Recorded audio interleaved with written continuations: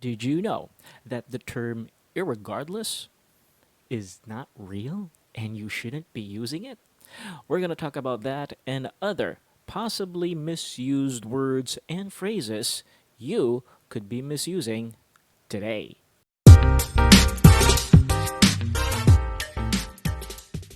What's up? You're watching Tito Talks non-life insurance discussions, English Mondays. Once again with your favorite Tito Miguel, who loves to make non-life insurance discussions easier to understand for both agents and clients. Magandang Monday po sa atin lahat. Welcome back to the work week. Kayo na naman po tayo, and thank you so much for joining us this Monday evening as we have a very interesting topic for you guys today. Seven commonly misused terms and phrases that even experienced speakers, such as myself, tend to misuse from time to time. And this actually saves you a lot of trouble. Now, as you all know, especially with us Filipinos, we love to make fun of people misquoting quotes, using the wrong terms, and we're so fond about pointing other people's mistakes. For example, the long established known area of industry known as Arab jokes, Melanisms. These are just a few of the examples of how we as Filipinos like to poke fun at the linguistic mistakes of others. But you'll be very surprised to know that even among experienced users, there are still a lot of terms that are improperly used or misspelled or mispronounced. And we're going to go over seven of them today, starting with the one we just mentioned. Now, the term irregardless supposedly was created as an antonym for regardless. But as you all note, regardless is already a negative term. And when we say it's a negative term, it means that there is an absence of something to which the term refers to. Regardless, that means there is no regard. It does not concern whatever the subject matter of the sentence is. To say irregardless would turn that term into a double negative. It is not, which doesn't make sense. Even in longer sentence structures, double negatives make the sentence seem more redundant, it makes it seem senseless, and it puts your reader round and round in circles. Same thing can be said when you speak about the term irregardless. It's a double negative and it may confuse whoever it is that you're talking to. Well, Miguel, does this mean that the IR prefix should not be used with any other word because it's not real? No, that's actually not true. Irregardless is a special case. In other cases, let's say the term respective. All right, it's another term mostly used in emails and formal discussions. Respective refers to you assigning things to their respective categories. So you're mixing and matching things up. Now, you can also use the term irrespective if you want to disregard being respective, and the term irrespective is actually real. You can use it. It is in the dictionary. Next up is a term that, well, maybe Filipinos don't use it most of the time because we already have our own terms for our in-laws. Manugangs, bayaw, so on and so forth. But when you're in more formal discussions and you are talking about your in-laws, there is a bit of confusion. Now, the term in-laws is correct only if you're using the term in-laws. My in-laws are visiting. I don't want to see them. I have to visit my in-laws over the weekend. It's terrible. That's correct. However, if you are using a more specific term like brother-in-law, sister-in-law, father-in-law, mother-in-law, then the format of pluralizing them changes. Teka, can you have more than one in-laws? Yes, you can. Well, not exactly with fathers-in-law and mothers-in-laws, but you can have several brothers-in-laws or sisters-in-laws. Now, because most of the time people use the term in-laws on its own, and it is correct, you tend to carry the same rule towards brother-in-laws, sister-in-laws, which is wrong because now you have a specific concrete subject to which you can pluralize. So if ever you are referring to several brothers who are your brothers because you're married to their sister, then you refer to them as brothers. in-law instead of brother-in-laws. Same thing with sisters-in-law and not sister-in-laws. Kindly take note of that. Next was pretty funny. Difficult versus hard. A lot of people confuse this, especially myself as well. Especially nowadays, where you could complain about almost anything. This is too hard. I can't do this anymore. Exercising so difficult. Jump rope makes me so tired. Putting my personal experiences aside, the terms or the distinction between difficult and hard is more of what you're talking about. And you have to be very clear about where you're using it. Although it's mostly accepted that hard can mean difficult, these two have very distinct definitions. You use hard for something that is tough, something that you cannot break, something that you cannot do, which is sometimes why hard is used for puzzles, questions, activities, tests. It's a hard test because it's difficult to crack. It's a hard puzzle because you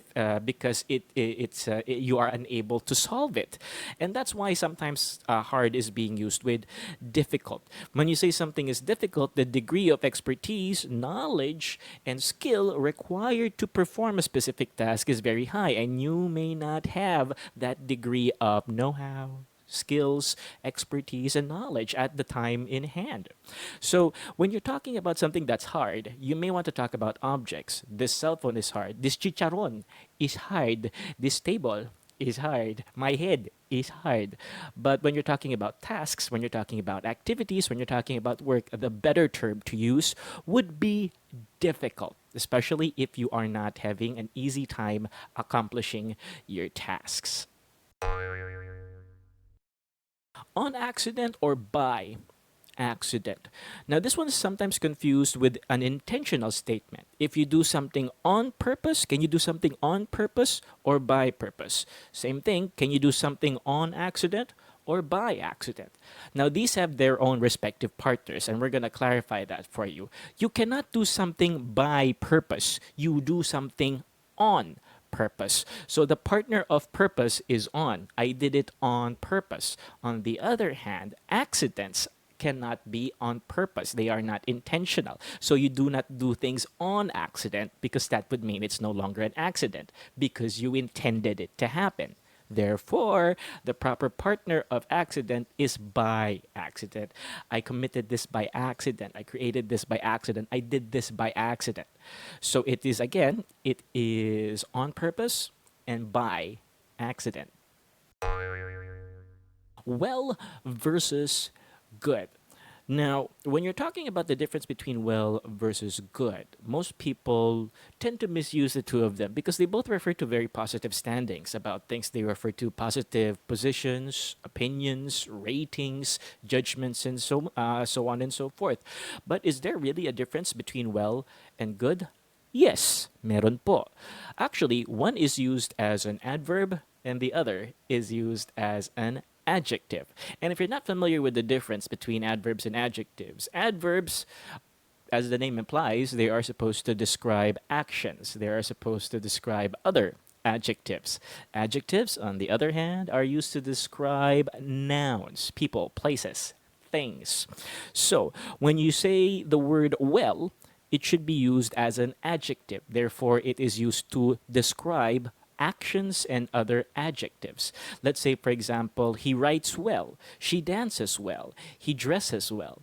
Take note, in these cases, the word well is used to refer to or characterize or describe the verbs dressing, writing, swimming, running, talking, so on and so forth. Good, on the other hand, can be used as an adjective. It's more popularly used as an adjective. He's a good person. He's a good writer. He's a good dancer. She is a good swimmer. Take note, in these sentences, I still use the same base form of the subject, but I use them in noun form. Writing, writer. She writes well. He's a good writer. You see the difference? Again, well is an adverb. Good is an adjective. Site versus site versus site. This one's commonly misused in emails, a lot of emails. actually. And although this is one of the easier mishaps to prevent, I do believe it's very important that we get this out of our system. These three words have very specific uses, and because they're pronounced very similarly to one another, almost exactly identical, it's important that you can characterize their differences by how they're spelled.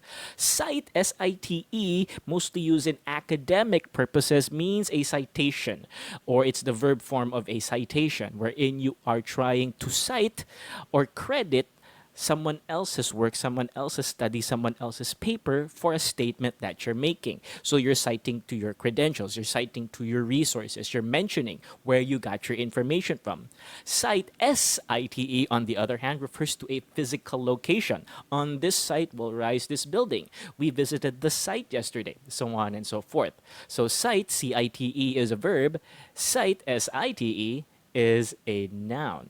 Sight, S-I-G-H-T, I think that's pretty easy. It refers to your sense of seeing, what you can see in your sights, what you have in your sight, what is in sight for you. So it's got something to do with what you are looking at. And finally, before we cap off this lesson, something for you food lovers out there. Sometimes or most of the time, myself included, we complain about being hungry most of the time, especially when you're stuck at home, nothing to do. Even if you're not really hungry, you could complain about being hungry because there's nothing better to do. But what term do you use when you talk about your hunger? Is it hunger pains or hunger pangs? And you'll be surprised to know that although hunger pains is politically correct and it does make sense, you're in pain because you're hungry. The more medically accurate term is hunger pangs. When you say the term pangs, that is the medically accepted term for cramps in your abdominal area that you incur when you're not able to eat, when you're literally, medically, clinically hungry and you start having cramps in your stomach because it needs sustenance. So you don't necessarily call them pains, you call them pangs. Now that concludes today's lesson, and I hope you enjoyed this as much as I enjoyed sharing it with you. Are there any lessons that you would like for me to share with you? Please let me know and we can work on something out. Send me a message, send me an email, leave a like, and don't forget to subscribe to subscribe to this channel. Thank you so much again for watching. Once again, this is your favorite Tito Miguel, always saying, I hope you enjoy the rest of your day.